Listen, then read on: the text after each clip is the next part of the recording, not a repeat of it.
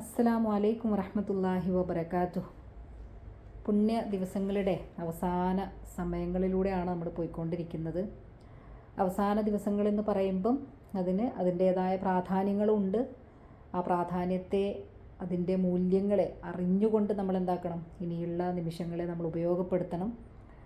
നമ്മൾ ഒരുപാട് കർമ്മങ്ങൾ അധികരിപ്പിക്കുന്നുണ്ടാവും. അതായത് അവസാനത്തെ പത്തിലേക്ക് കടക്കുന്നതോടുകൂടി നമ്മുടെ നമസ്കാരം നമ്മൾ അധികരിപ്പിക്കുന്നുണ്ട്, ഖുർആൻ പാരായണം, അതേപോലെ സൽക്കർമ്മങ്ങൾ, സദഖ പോലെയുള്ള സൽക്കർമ്മങ്ങളൊക്കെ നമ്മൾ അധികരിപ്പിക്കുന്നുണ്ടാവും. അതായത് റമദാൻ എന്നതിൻ്റെ പ്രാധാന്യം മനസ്സിലാക്കിക്കൊണ്ട് തന്നെ, അതേപോലെ തന്നെ അവസാന പത്തിലെത്തുമ്പോഴുള്ള അതിൻ്റെ പ്രാധാന്യം മറ്റൊരു രീതിയിൽ മനസ്സിലാക്കിക്കൊണ്ട് നമ്മൾ ഇതൊക്കെ അധികരിപ്പിക്കും. അപ്പം അതിൻ്റെ കൂടെ തന്നെ നമ്മൾ എന്താക്കണം, നമ്മുടെ പ്രാർത്ഥനയും അധികരിപ്പിക്കണം.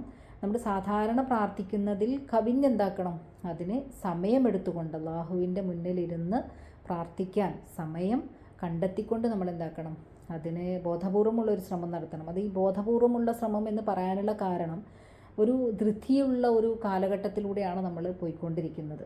നമുക്കൊന്നിലും പ്രത്യേകിച്ച് അങ്ങനെ ഒരു ഫോക്കസ് ചെയ്തിരിക്കാനുള്ള ഒരു അങ്ങനെയുള്ള കപ്പാസിറ്റി നമുക്ക് നഷ്ടപ്പെട്ടുകൊണ്ടിരിക്കുകയാണ്. ഒന്നിലും ഫോക്കസ് ചെയ്യാൻ പറ്റുന്നില്ല, കുറച്ച് നേരം ഒന്ന് ക്ഷമിച്ച് കാത്തിരിക്കാൻ പറ്റുന്നില്ല. അപ്പം അങ്ങനെയൊക്കെയുള്ളൊരു കാലഘട്ടമാണ്. അതിനൊക്കെ കാരണങ്ങളുണ്ട്. നമ്മുടേതായിട്ടുള്ള ലൈഫ് സ്റ്റൈലിൽ വന്നിട്ടുള്ള മാറ്റങ്ങളൊക്കെ എന്താണ്, അതിന് കാരണം തന്നെയാണ്. അതുകൊണ്ടാണ് ബോധപൂർവമുള്ള ഒരു ശ്രമം നമ്മൾ നടത്തണം എന്ന് പറയുന്നത്. എന്നിട്ട് നമ്മൾ എന്താക്കണം, അള്ളാഹുവിൻ്റെ മുന്നിലിരുന്ന് കൈകൾ ഉയർത്തിക്കൊണ്ട് ആത്മാർത്ഥമായിട്ട് പ്രാർത്ഥിക്കേണ്ടതുണ്ട്. പ്രത്യേകിച്ച് ഈ ഒരു പ്രതിസന്ധി ഘട്ടങ്ങളിൽ, അതായത് മിഡിൽ ഈസ്റ്റിലുള്ള സംഘർഷാവസ്ഥ എല്ലാവർക്കും അറിയുന്നതാണ്. അതിൽ ഗൾഫ് നാടുകളെ നേരിട്ട് ജനങ്ങളെ പ്രത്യേകിച്ചൊന്നും ബാധിക്കുന്നില്ല എങ്കിൽ പോലും ഒരു ക്വസ്റ്റ്യൻ മാർക്കാണ്. മറ്റൊരു ഭാഗത്ത് എന്താണ്, അതിൻ്റെ സംഘർഷാവസ്ഥ അങ്ങേയറ്റം കൂടി നിൽക്കുകയും ചെയ്യുന്നുണ്ട്. അപ്പോൾ ഈ ഒരു സംഘർഷാവസ്ഥ തീർച്ചയായും അതിൻ്റെ ഒരു പ്രതിസന്ധി എന്ന് പറയുന്നത് നമ്മുടെ കേരളത്തെ കൂടി ബാധിക്കുന്ന ഒന്നാണ്.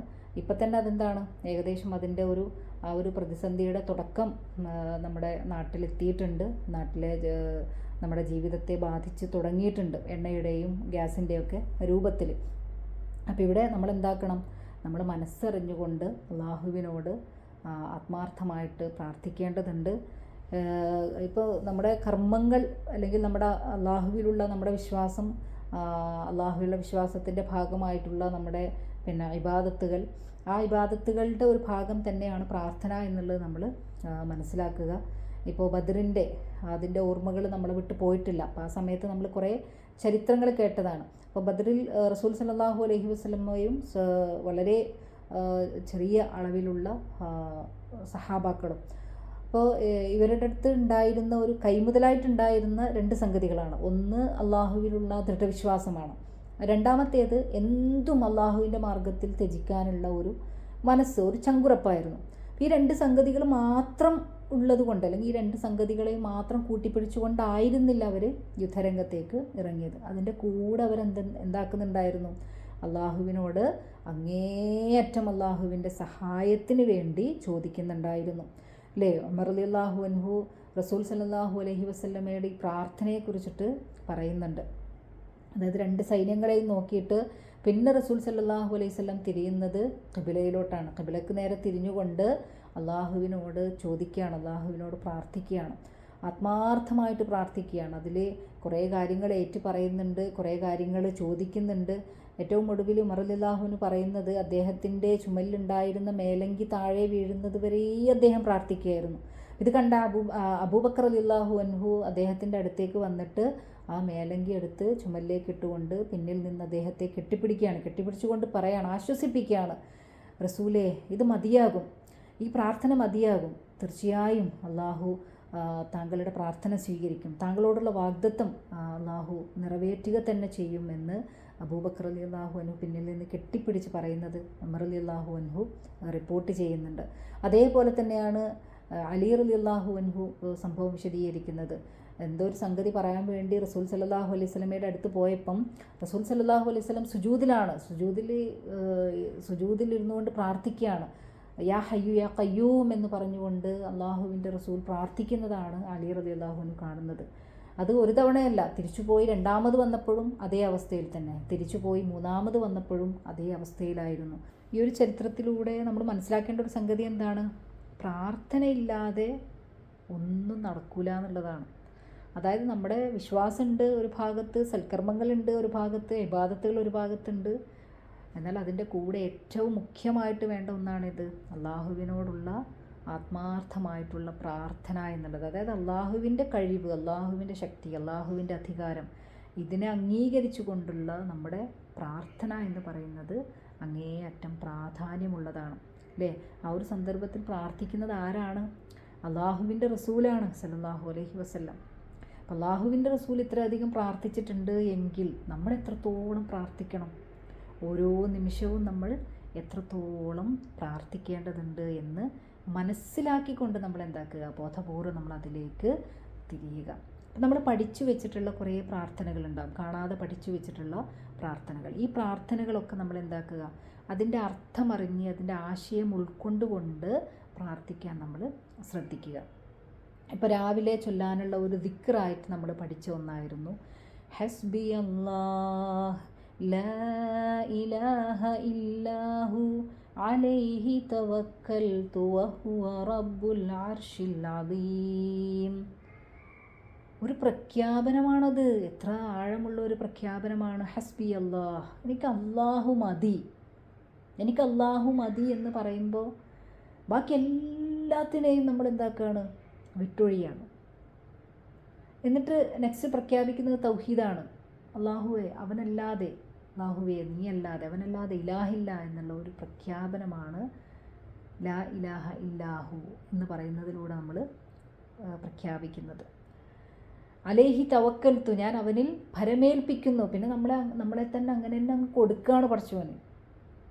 നമ്മളെ തന്നെ, അതായത് ആരാണ് അള്ളാഹു എന്ന് മനസ്സിലാക്കിക്കൊണ്ട് നമ്മൾ അള്ളാഹുവിനെ നമ്മളെ തന്നെ ഏൽപ്പിക്കുകയാണ് ചെയ്യുന്നത്. വഹുവ റബ്ബുൽ അർശിൽ അദീം എന്ന് പറയുമ്പോൾ എന്താണ്, മഹത്തായ അർഷിൻ്റെ നാഥൻ എന്ന് പറയുമ്പോൾ ഈ ലോകത്തെ സൃഷ്ടിച്ച്, അതായത് പ്രപഞ്ചത്തെ മുഴുവൻ സൃഷ്ടിച്ച് പരിപാലിച്ച് നിയന്ത്രിച്ചു കൊണ്ടിരിക്കുന്നവനായ നാഥൻ. അതാണ് ആ ഒരു മഹത്തായ അർഷിൻ്റെ ഉടമ എന്ന് പറയുമ്പോൾ, റബ്ബ് എന്ന് പറയുമ്പം അതിൻ്റെ ഏറ്റവും ചെറിയ രൂപം എന്ന് പറയുന്നത് അതാണ്.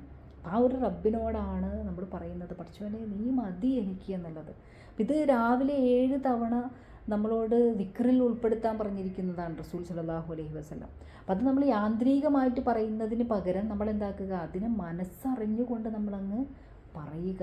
അള്ളാഹുവിനെ കുറിച്ചിട്ടുള്ള ഓർമ്മയാണ്, ദിക്റാണത്. അപ്പം അതൊരു പ്രഖ്യാപനമായിട്ട് നമ്മൾ എന്താക്കണം, അതിൻ്റെ അർത്ഥവും ആശയവും അറിഞ്ഞുകൊണ്ട് നമ്മൾ പറയുക. അതുപോലെ മറ്റൊരു പ്രാർത്ഥനയുണ്ട് റസൂൽ സല്ലല്ലാഹു അലൈഹി വസല്ലം പഠിപ്പിച്ചു തന്നെ, അല്ലാഹുമ്മ അസ്ലിഹ് ലീ ശഅ്നീ കുല്ലഹ്. പടച്ചോനെ നീ എൻ്റെ എല്ലാ കാര്യങ്ങളും നേരെയാക്കി തരണേ റബ്ബേ. പടച്ചോനെ നീ എൻ്റെ എല്ലാ കാര്യങ്ങളും നേരെയാക്കി തരണേ എന്ന് പറഞ്ഞാൽ എന്തായി, എൻ്റെ എല്ലാ കാര്യങ്ങളും എന്ന് പറയുമ്പോൾ എന്തായി, ഞാൻ ഏതൊക്കെ മേഖലയിലാണോ ഉള്ളത്, എന്തൊക്കെ കാര്യങ്ങളിലാണോ ഞാൻ ഇടപെടുന്നത്, എന്തൊക്കെ കാര്യങ്ങളാണോ ഈ ദുനിയാവിൽ ചെയ്തുകൊണ്ടിരിക്കുന്നത്, അങ്ങനെ എല്ലാ കാര്യങ്ങളും പടച്ചോനെ നീ നേരെയാക്കി തരണേ എന്ന് പറയുമ്പോൾ എൻ്റെ വ്യക്തിപരമായ ജീവിതമുണ്ട് അതിൽ, എൻ്റെ കുടുംബജീവിതമുണ്ട് അതിൽ, എൻ്റെ സാമ്പത്തിക മേഖലയുണ്ട് അതിൽ, എൻ്റെ എന്തെങ്കിലും സ്ഥാപനങ്ങൾ കാര്യങ്ങളുണ്ടെങ്കിൽ അതുണ്ട്, എൻ്റെ പ്രദേശങ്ങളുണ്ട്, എൻ്റെ കുടുംബമുണ്ട്, എൻ്റെ നാടുണ്ട്, എൻ്റെ രാജ്യമുണ്ട്. അങ്ങനെ എല്ലാം എന്താണ് ഈ പറഞ്ഞ ഒരു പ്രാർത്ഥനയിൽ ഉൾപ്പെടുകയാണ്. അതിനെ തുടർന്ന് തന്നെ റസൂൽ സല്ലല്ലാഹു അലൈഹി വസല്ലം പഠിപ്പിക്കുന്ന മറ്റൊരു പ്രാർത്ഥനയുണ്ട്, അല്ലാഹുമ്മ ലാ തക്കിൽനി ഇലാ നഫ്സി ത്വർഫത ഐൻ. പടച്ചോനെ കണ്ണിമ വെട്ടുന്ന നേരം പോലും നീ എൻ്റെ കാര്യം എന്നെ ഏൽപ്പിക്കല്ലേ റബ്ബേ.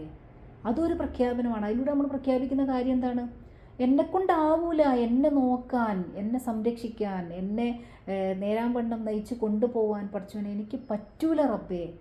അതുകൊണ്ട് നീ എന്താക്കരുത്, കണ്ണിമ വെട്ടുന്ന നേരം പോലും നീ എന്നെ ഏൽപ്പിക്കല്ല റബ്ബേ എന്നുള്ളത് നമ്മൾ എന്താക്കുകയാണ്. ആ ഒരു പ്രാർത്ഥന എന്ന് പറയുമ്പോൾ അതിൻ്റെ കൂടെ എന്തും വരുന്നുണ്ട്, പ്രഖ്യാപനം. നമ്മുടെ ഒരു നിസ്സഹായാവസ്ഥ കൂടിയാണ് നമ്മൾ അള്ളാഹുവിനോട് പ്രഖ്യാപിക്കുന്നത്, അള്ളാഹുവിനോട് ഏറ്റു പറയുന്നത്. ഇതുപോലെ നമ്മൾ പഠിച്ചു വെച്ചിട്ടുള്ള പ്രാർത്ഥനകൾ എന്താക്കുക, അതിൻ്റെ ആശയം അറിഞ്ഞിട്ട് അതിൻ്റെ അർത്ഥം അറിഞ്ഞുകൊണ്ട് സമയമെടുത്തുകൊണ്ട് നമ്മൾ എന്താക്കുക, അള്ളാഹുവിനോട് ചോദിച്ചു കൊണ്ടേയിരിക്കുക. അത് അറബിയിൽ റസൂൽ സല്ലല്ലാഹു അലൈഹി വസല്ലം പഠിപ്പിച്ചു തന്ന പ്രാർത്ഥനകൾ, അതുപോലെ ഖുർആനിലുള്ള പ്രാർത്ഥനകൾ. ഇനി അതല്ലാതെ തന്നെ നമുക്ക് നമ്മുടെ ഭാഷയിലും എന്താക്കാം, അള്ളാഹുവിനോട് മനസ്സറിഞ്ഞ് പ്രാർത്ഥിക്കാം. അപ്പോൾ ഇത്രയേ ഉള്ളൂ, നമ്മൾ മനസ്സറിഞ്ഞ് അതിന് സമയം ചെലവഴിക്കുക. പ്രാർത്ഥനയ്ക്ക് വേണ്ടി നമ്മൾ എന്താക്കുക, പ്രത്യേകിച്ച് ഈ ഒരു സംഘർഷവും ഈ ഒരു പ്രതിസന്ധിയും നിറഞ്ഞ ഒരു സമയത്തെ നമ്മൾ മനസ്സിലാക്കിക്കൊണ്ട് എന്താക്കുക, അതിനു വേണ്ടി നമ്മൾ സമയം കണ്ടെത്തുക എന്ന് പറയാനാണ് ഈ ഒരു വീഡിയോയിലൂടെ ഉദ്ദേശിക്കുന്നത്. ഇനി മറ്റൊന്നാണ്, നമ്മൾ പ്രാർത്ഥിക്കുമ്പം നമ്മുടെ കണ്ണ് നിറയുന്നുണ്ടോ എന്ന് നമ്മൾ ശ്രദ്ധിക്കുക. പ്രാർത്ഥിക്കുമ്പം നമ്മുടെ കണ്ണ് നിറയുകയോ നമുക്കൊരു ഉൾക്കിടിലം വരികയോ അല്ലെങ്കിൽ നമുക്ക് നമ്മുടെ മനസ്സിന് ഒരു തരത്തിലുള്ള ഒരു ഘനം വരികയോ ഒന്നും ചെയ്യുന്നില്ല എങ്കിൽ നമ്മൾ എന്താക്കുക, നമ്മൾ നമ്മുടെ കർമ്മങ്ങളിലോട്ട് നോക്കുക. നമുക്ക് എന്തെങ്കിലും രീതിയിലുള്ള നമ്മുടെ കർമ്മങ്ങളിൽ വരുന്ന അപാകതകളാണ് നമുക്കങ്ങനെ വരാതിരിക്കാനുള്ള കാരണമെന്ന് നമ്മൾ മനസ്സിലാക്കുക. അതായത് കുറേ പ്രാർത്ഥനകൾ പഠിച്ചിട്ടുണ്ടാവും, കുറേ കിതാബ് ഓതിയിട്ടുണ്ടാവും, കുറേ ഖുർആൻ പഠിച്ചിട്ടുണ്ടാവും, അങ്ങനെ കുറേ കാര്യങ്ങളൊക്കെ ഉണ്ട്. പക്ഷെ നമ്മൾ എന്താക്കിയിട്ടില്ല, നമ്മളിലേക്ക് നോക്കിയിട്ടില്ല, നമ്മളെ തിരുത്താൻ നമ്മൾ ശ്രദ്ധിച്ചിട്ടില്ല. ആരോടെങ്കിലുമൊക്കെ വ്യക്തി വിദ്വേഷങ്ങൾ ഉണ്ടാകാം, പകയുണ്ടാവാം, അസൂയ ഉണ്ടാവാം, കുശുമ്പുണ്ടാവാം, ഇങ്ങനെ കുറേ സംഗതികൾ ചിലപ്പം നമ്മുടെ ഉള്ളിൽ കിടക്കുന്നുണ്ടാവാം. അപ്പം അതിൻ്റെ ഒരു കാരണമായിട്ട് നമുക്ക് എന്തുണ്ടാവില്ല, പ്രാർത്ഥിക്കുമ്പോൾ കണ്ണ് നിറയില്ല. നമ്മൾ അള്ളാഹുവിനെ കുറിച്ച് പറയുമ്പോൾ, റസൂൽ സല്ലല്ലാഹു അലൈഹി വസല്ലമയെ കുറിച്ച് പറയുമ്പോൾ, നമുക്ക് അള്ളാഹു ചെയ്തു തന്നിട്ടുള്ള അനുഗ്രഹങ്ങളെക്കുറിച്ച് ഓർക്കുമ്പോൾ, അനുഗ്രഹങ്ങളേറ്റ് പറയുമ്പോൾ നമുക്ക് അള്ളാഹുവിനോടുള്ള ആ ഒരു അങ്ങേയറ്റത്തെ ഇഷ്ടവും അങ്ങേയറ്റത്തെ ആദരവും കൊണ്ട് നമ്മൾ കണ്ണ് നിറയുന്നില്ല എങ്കിൽ, ആ സമയത്ത് തന്നെ നമുക്ക് അള്ളാഹുവിനോട് സുജൂദ് ചെയ്യാനൊന്നും വരുന്നില്ല എങ്കിൽ നമ്മൾ നമ്മുടെ കർമ്മങ്ങളിലേക്ക് നോക്കുക. ചിലപ്പോൾ എന്തായിട്ടുണ്ടാവും, നമുക്ക് അള്ളാഹു തന്നിട്ടുള്ള നിയമത്തുകളൊക്കെ എൻ്റെ അവകാശമാണ് എന്ന തോന്നലൊക്കെ ചിലപ്പോൾ നമ്മൾ എത്തിയിട്ടുണ്ടാവും.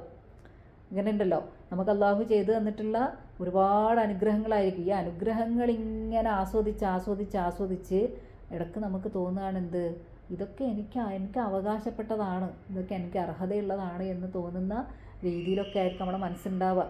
ഇങ്ങനെ മനസ്സുണ്ടാവുമ്പോൾ എന്തുണ്ടാവില്ല, അള്ളാഹുവിനോട് പ്രാർത്ഥിക്കാനിരിക്കുമ്പോൾ ആ നിയമത്തിനെ ഏറ്റു പറയുമ്പോൾ നമ്മുടെ കണ്ണൊന്നും നിറയൂല, നമുക്കൊന്ന് സുജൂദ് ചെയ്യണം എന്നൊന്നും നമുക്ക് തോന്നില്ല. പ്രാർത്ഥന എന്തായിപ്പോവും, യാന്ത്രികമായിട്ട് പോകും. അതേപോലെ തന്നെയാണ് മറ്റ് ആളുകളോടുള്ള എന്തെങ്കിലും വിദ്വേഷങ്ങൾ, അസൂയ, ഇങ്ങനത്തെ കാര്യങ്ങളൊക്കെ ഉണ്ടോ എന്ന് നമ്മൾ ശ്രദ്ധിക്കുക. അതുപോലെ നമ്മുടെ സാമ്പത്തിക ഇടപാടുകളിൽ നമ്മൾ ഏതെങ്കിലും രീതിയിൽ അച്ചടക്കരാഹിത്യം കാണിക്കുന്നുണ്ടോ എന്ന് നമ്മൾ ശ്രദ്ധിക്കുക. അപ്പോൾ അങ്ങനെയുള്ള സന്ദർഭങ്ങളിൽ നമുക്ക് അവിടെ നമ്മൾ തിരുത്തുന്നില്ല എങ്കിൽ നമ്മൾ എന്താവില്ല, നമുക്ക് പ്രാർത്ഥിക്കുമ്പോഴും നമ്മുടെ കണ്ണുകൾ നിറയില്ല എന്ന് നമ്മൾ മനസ്സിലാക്കുക.